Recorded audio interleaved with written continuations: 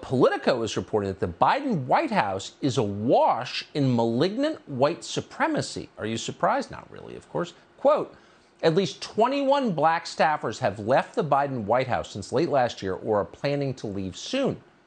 Now, sources blame the, quote, work environment, in other words, the racism of the Biden administration. So things have gotten very bad for Joe Biden, both public-facing and internally. What are they doing about it? Well, they broke glass in case of emergency and invited a Korean pop group to speak at the White House today. Watch. Hi, we're BTS, and it is a great honor to be invited to the White House today to discuss the important issues of anti-Asian hate crimes, Asian inclusion, and diversity. Yeah, so we got a Korean pop group to discuss anti-Asian hate crimes in the United States. Okay, good job, guys. Hey guys, I'm Maz Jobrani. And so is that, and so is that, and so is that. Listen, Tucker Carlson goes on this rant about how 21 black staffers are leaving the Biden White House, and he calls it malignant white supremacy in the Biden administration. Really, Tucker? You're trying to deflect the label of white supremacist onto Biden? What are you? This guy is, you are just totally shameless now, taking the label of white supremacist, which befits you because you're the one who nods and winks on a daily basis to your white supremacist viewers. I'm not saying they all are, but there's probably several that are watching you as you talk about things like replacement theory, as you talk about things like taking back the country, as you talk about things like immigrants are coming to vote for Democrats. All of that BS that you throw out there gives you the label of white supremacist. And then you try to turn it around on the Biden White House? Come on, man. Tucker, let's break it down. Yes, there's a lot of black staffers leaving the Biden White House. First of all, that's because he has black staffers. The Trump White House, let's count the black staffers he had. Omarosa, and then she left, and then I don't know if there was anyone else. And then he killed Herman Cain in one of his rallies with COVID.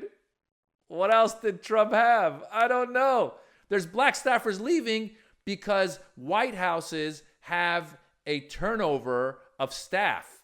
And as a matter of fact, if you look at the numbers, the Biden White House is in accordance with a lot of other White Houses where turnover happened as time went on, except for the Trump White House that had even more turnover because nobody could stand working for Trump.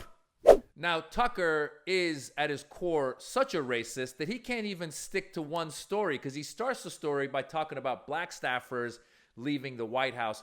Then he goes on to make fun of the Biden White House for inviting K-pop stars to the White House to talk about Asian hate. And he makes fun of them. He goes, oh, you're bringing a Korean pop group to teach Americans about Asian hate? And he goes, good job, guys. And then he goes one step further and he makes fun of a TikTok star who went to the White House and put out some videos.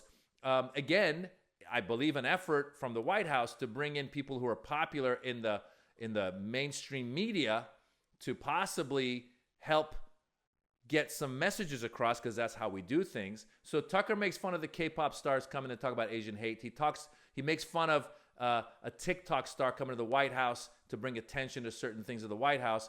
Meanwhile, Tucker and his people voted in an actual reality star to be the president at the White House. Donald Trump wasn't qualified to be president. What are you talking about? You're making fun of K-pop stars who try to talk about Asian hate? Meanwhile, your guy didn't know what the hell he was doing. He messed up COVID. He messed up the country. He messed up the economy. He messed up everything. And you're making fun of the Biden White House for trying to reach a younger audience? You numbnut? And then, of course, Tucker wants to end the segment by saying, look, guys, I really am not a white supremacist. I even have black friends. And he brings on Candace Owens. I don't know if she counts. Does she count as African American? I mean, she's the worst. She talks about her own interests in a way that's not in her own interest. Who is this person? But this is the most flagrant move racists make. They go, listen, I'm not racist. I got a black friend. Remember when Trump used to be at his rallies? He'd be like, that's my African American. That's what Tucker's doing. He brings on Candace Owens and goes, that's my African American. And then Candace Owens criticizes the White House for having black people in because she says that they weren't even qualified, the black staffers. She says this. And then she says that they were basically symbolic black people in the White House, so the White House could show that they have black people working in the White House. Meanwhile, she's on an episode of Tucker Carlson's show, filling in as the black person. I mean, are these people blind? What's wrong with them? Ah! Listen, Tucker, here's the point. You are going to confuse your viewers by telling them that the Biden administration is racist and white supremacists, because you have a lot of viewers who are racist and white supremacists watching you because you are racist and white supremacists and you do a good job at it. And when you tell your viewers that the Biden White House is racist and white supremacists, you may convince them to like the Biden White House and vote for the Biden White House. So be careful, Tucker. You're going to confuse your viewers. Embrace your racism. He couldn't even help himself. He started talking about black people, then he started going after Asian people, and then he ended by saying, look, I got a black friend. He can't help himself. Oh, Tucker, you racist piece of